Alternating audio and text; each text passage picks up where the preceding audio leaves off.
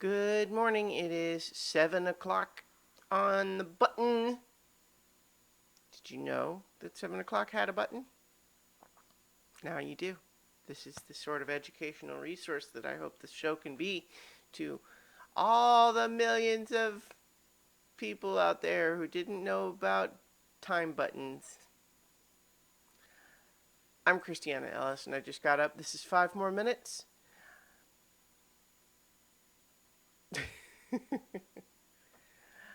uh, so, I'll go ahead and throw out there that I'm continuing to process and rationalize the anxiety that I'm feeling about my upcoming trip.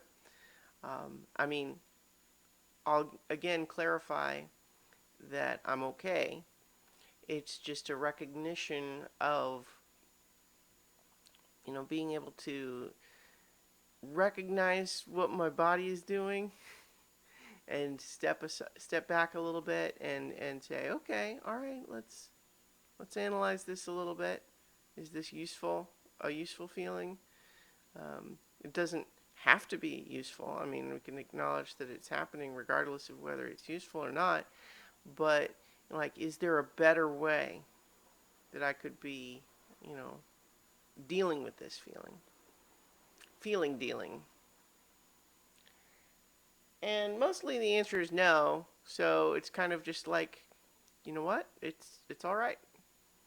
It's a little bit like stage fright in the sense that unless you're really going to just not do what you're planning to do, might as well just get on with it.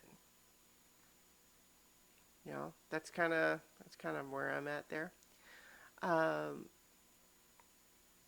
I rewatched the other day The Fast and the Furious because I guess there's a new one coming out. I've seen maybe a third of the overall series, but it's always been a series where I vaguely felt like I I know I would like those movies if I watched them.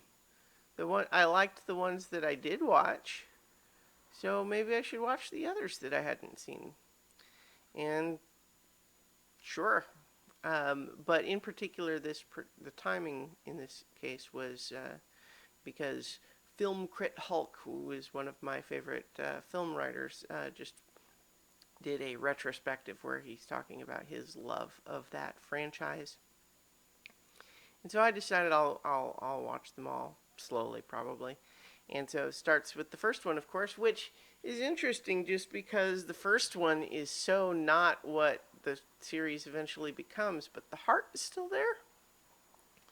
Like, a lot of it is pretty dumb, and the stakes seem real low compared to some of the later movies. Um, the plot is kind of bonkers, frankly. I mean, it's, you got your standard undercover cop stuff.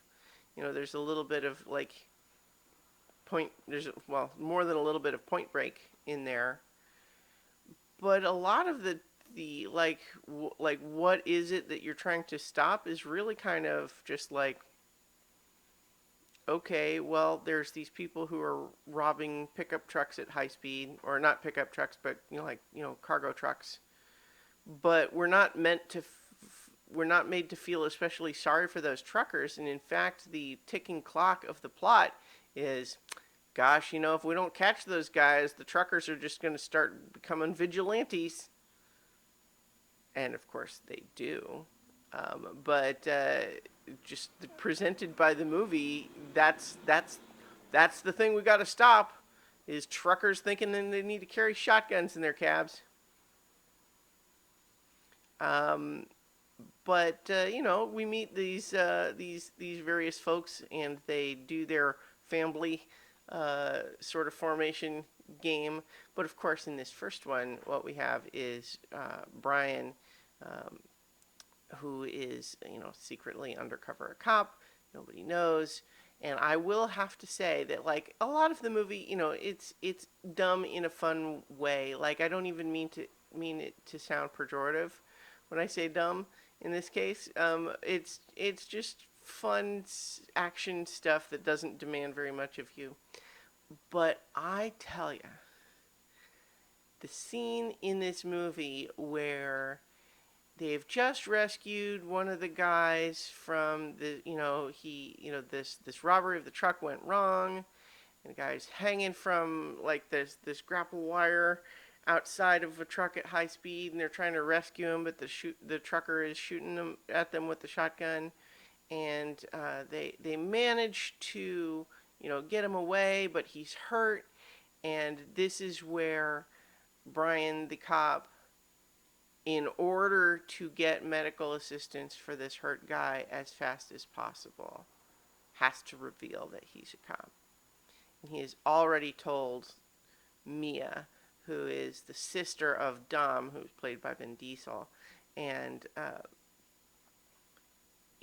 so he has to reveal right in front of him, in front of Dom, that he's a cop. And then there's a moment where Dom, played by Vin Diesel, is so mad and hurt and betrayed and constipated about learning that he's a cop, but at the same time, he's a cop who revealed this devastating information in an attempt to save one of your best friend's lives, and that you can't do anything about him being a cop right now without risking your friend's life. And the tension in that scene is frankly incredible. And like, just that scene, it's like, yeah, okay, I could see this becoming a big franchise, even though this one movie is kind of silly. Not that the later movies aren't silly. Anyway, I'm going to leave it there, and I will talk to you all tomorrow for 5 more minutes. And when I record the video tomorrow, it'll be in preparation for flying out of town. In the meantime, I'll talk to you all tomorrow for 5 more minutes. And I said that part already, but it's true.